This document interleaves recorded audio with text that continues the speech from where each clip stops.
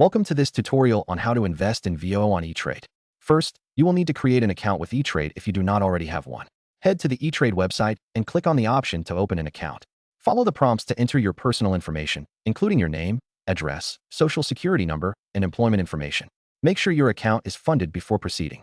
Once your account is set up and funded, log in and navigate to the trading platform. Use the search bar to type in VOO, which is the ticker symbol for the Vanguard S&P 500 ETF. This ETF is designed to track the performance of the S&P 500 index, making it a popular choice for investors seeking broad market exposure.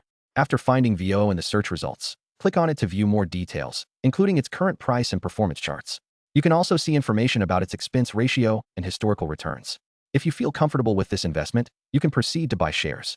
Click on the Trade button, enter the number of shares you wish to purchase, and review your order before confirming. Finally, place your order.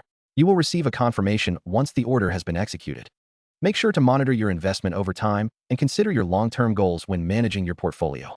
Investing in VOO can be a smart choice, as it offers diversification and aims to align with the overall market performance. Happy investing!